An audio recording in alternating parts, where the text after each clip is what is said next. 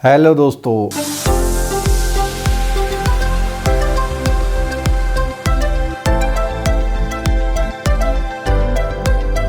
आपका सीआईबी का एग्ज़ाम हो गया। कुछ लोगों को सक्सेस मिली होगी, कुछ लोगों का एक पेपर रह गया, हो सकता है कुछ लोगों का कोई भी पेपर नहीं निकल पाया हो।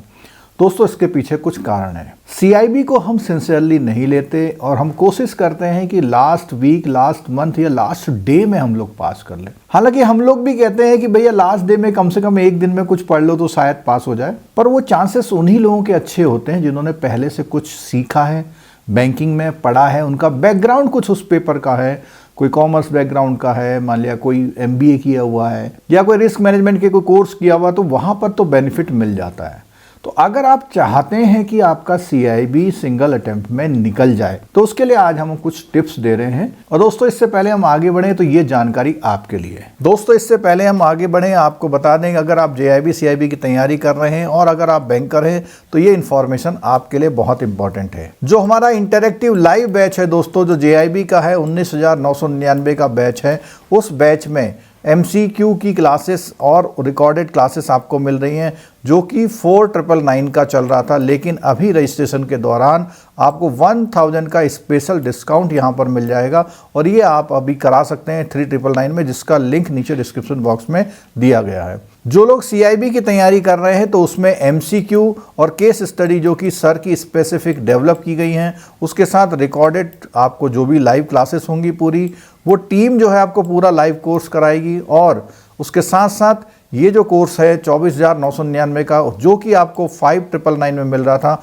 अभी रजिस्ट्रेशन के दौरान अगर आप करेंगे तो आपको 4,999 में मिल जाएगा। इसका लिंक नीचे डिस्क्रिप्शन बॉक्स में दिया गया है। अब बात करते हैं कि वो कौन सी ऐसी बातें हैं जिनसे सीआईबी निकले। सबसे पहली बात आती है टाइम से तैयारी करना, कॉम्प्रिहेंसिव तैयारी करना। कम से कम 1 महीने पहले सिलेबस को अपने अकॉर्डिंग ख़त्म करके रिविजन क्लास करना, और लास्ट 1 वीक में मैराथन है, एमसीक्यू है, फास्ट रिवीजन है, उन चीज़ों को करना।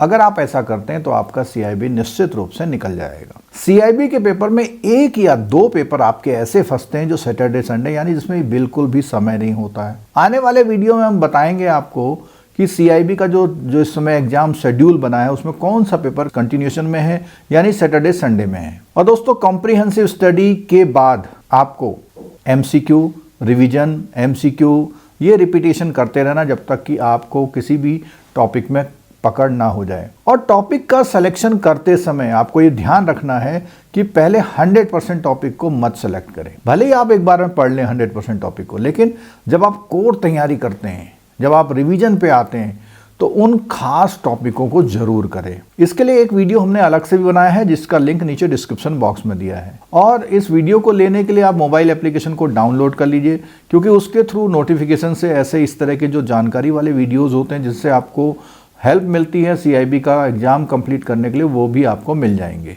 दोस्तों, एक सवाल आपके मन में हमेशा आता है कि इलेक्टिव पेपर कौन सा लें। इलेक्टिव की अगर बात करें तो अभी का जो ट्रेंड चल रहा है उसमें एचआरएम और रूरल को लोग ज़्यादा ले रहे हैं, क्योंकि रिस्क मैनेजमेंट, या तो आप बहुत रिस्क मैनेजमेंट डिपार्टमेंट में हैं और बहुत पसंद करते हैं बेसिल के सिस्टम को, जो 400 पेज का सर्कुलर है उसे पूरा समझते हैं, तो रिस्क मैनेजमेंट वाला पेपर आपके लिए आसान हो सकता है बीएफएम में बी मॉड्यूल और डी मॉड्यूल बहुत अच्छे से करने के बाद। एचआरएम लेते हैं, जो कि आजकल मोस्टली लोग ले रहे हैं, तो उसमें बी मॉड्यूल जो एबीएम का है वो बहुत हेल्पफुल रहता है।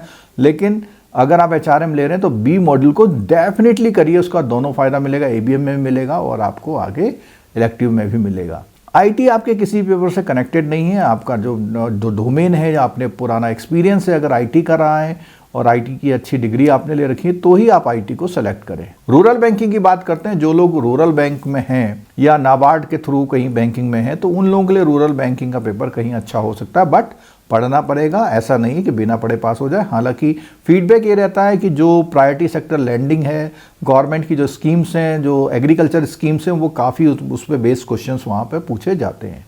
सेंट्रल बैंकिंग का जो इलेक्टिव है उसमें आपको क्या करना है कि जो आरबीआई के सर्कुलर्स हैं, आरबीआई के डायरेक्टिव्स हैं, जो आपका आरबीआई का जो ऑपरेशन डिपार्टमेंट है, सुपरविजन डिपार्टमेंट है, उसके सर्कुलर गाइडलाइंस या आप हेड ऑफिस में जो है कंप्लायंस में बैठते हैं तो वहां पर काम आ सकता है। एक सवाल आपके मन में आता है कि कितने घंटे पढ़ाई करनी चाहिए। देखिए, स्टार्टिंग तो आपको 2 घंटे से शुरू कर देनी चाहिए, 1-1.5 महीने बाद 2 घंटे के 3 घंटे कर देने चाहिए, और एग्जाम से जो शुरू के 2 महीने होते हैं कम से कम 4 घंटे आपको जरूर पढ़ना चाहिए, और 5 से 6 घंटे एग्जाम वाले मंथ में, और एग्जाम वीक में आपको 8-8, 9-9 घंटे भी वीडियोज रिवीजन या फास्ट ट्रैक करके या MCQ लगाने का ये काम करना चाहिए। आप में से कई लोगों को लगता है CIB फर्स्ट अटेम्प्ट में नहीं हो पाएगा।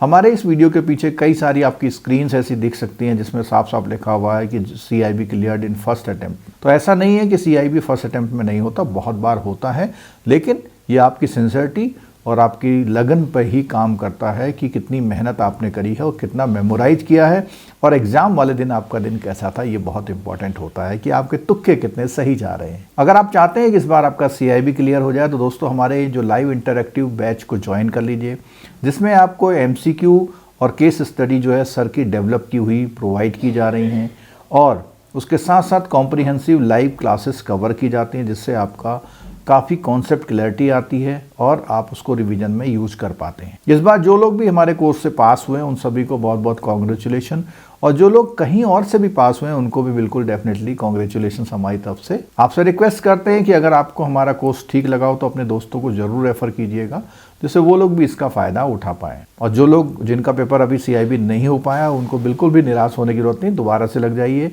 अगर एक आध पेपर रुका तो भी, और एक भी पेपर नहीं हुआ तो भी। तो दोस्तों फिर मिलते हैं हम लोग अपनी लाइव क्लासेस में। Thank you so much.